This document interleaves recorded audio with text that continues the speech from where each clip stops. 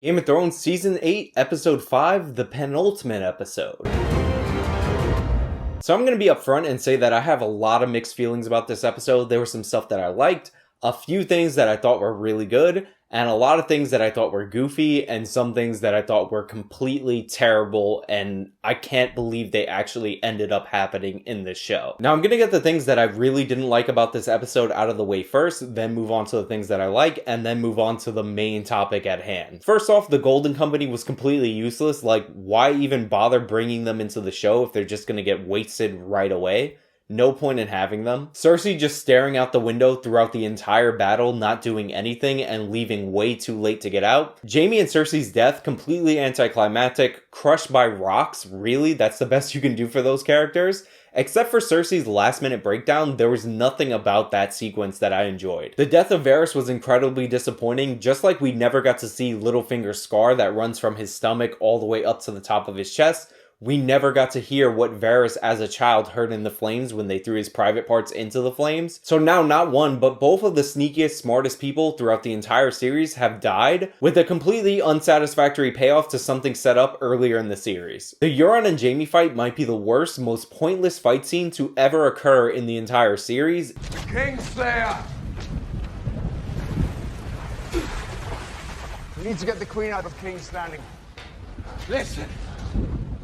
That's the sound of a city dying. It's over. Or maybe for you. If I win, I'll bring your head to Cersei so you can kiss her. One last time.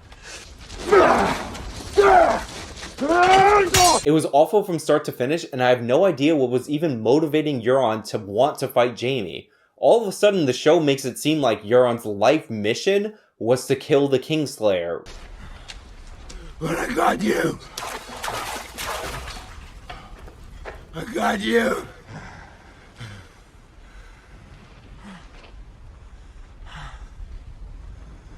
I'm the man who killed Jaime Lannister. This was clearly never set up for throughout the course of the series, and yet we have to watch a long, drawn-out fight scene that ultimately proves to be inconsequential for Jaime for no real reason. Arya running through the streets of King's Landing didn't really do anything for me, and while the Mountain versus the Hound did look really cool and really dramatic at certain points, the choreography of the fight wasn't even that good, and it was very underwhelming in my opinion.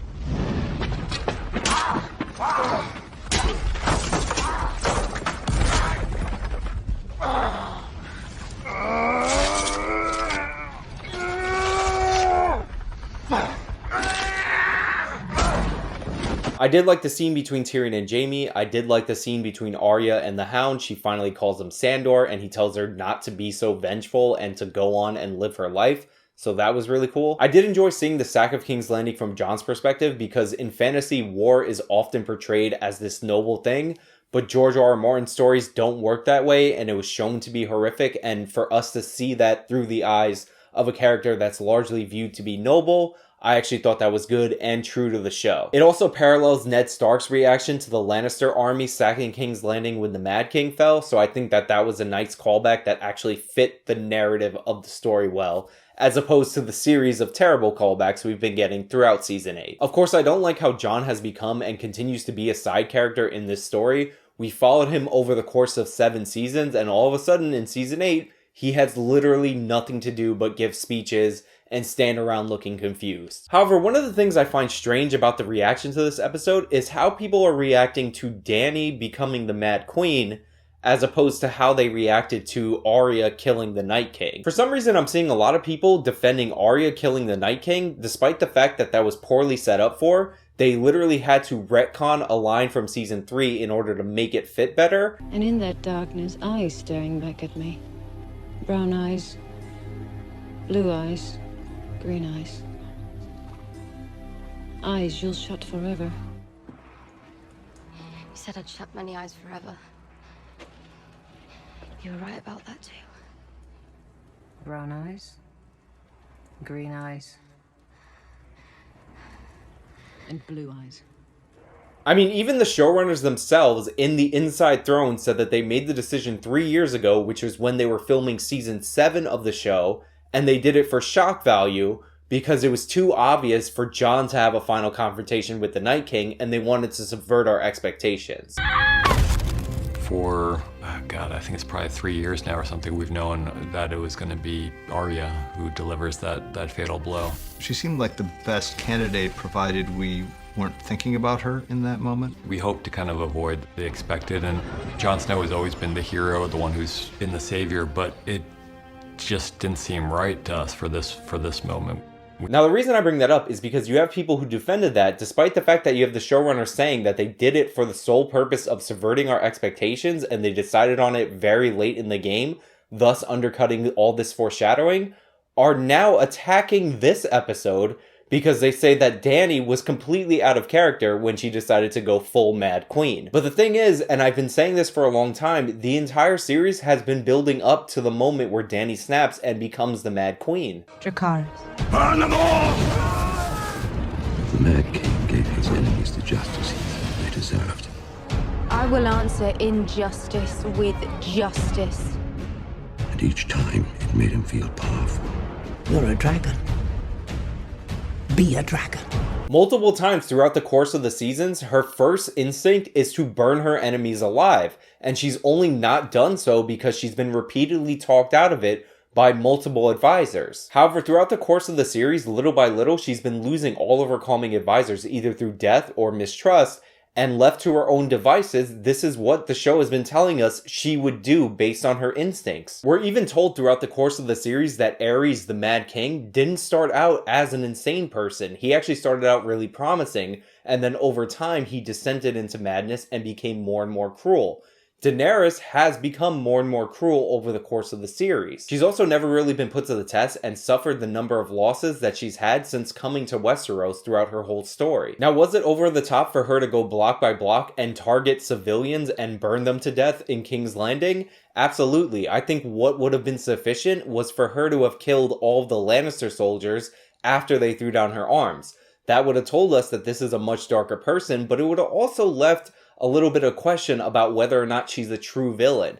Now she's borderline a cartoon bad guy, so I get that little bit of criticism, but the idea that this completely came out of nowhere, it's just not the case. And again, if you're one of those people who defended Daenerys and especially Jon being completely useless against the Night King and Arya surprise killing them, I don't understand how you have any leg to stand on when you say this wasn't set up for properly. Because the entire series has been showing us that Daenerys has a touch of that madness and cruelty in her. Now, I'm not going to get into predictions like I normally do because there's so many plot leaks and spoilers out there on the internet that even if I do get something right, everybody's just going to say that I read the spoilers, and if I don't get something right, people are going to say, why are you bothering to predict stuff when all this accurate information's out there, and then post the links to the spoilers in the comments down below.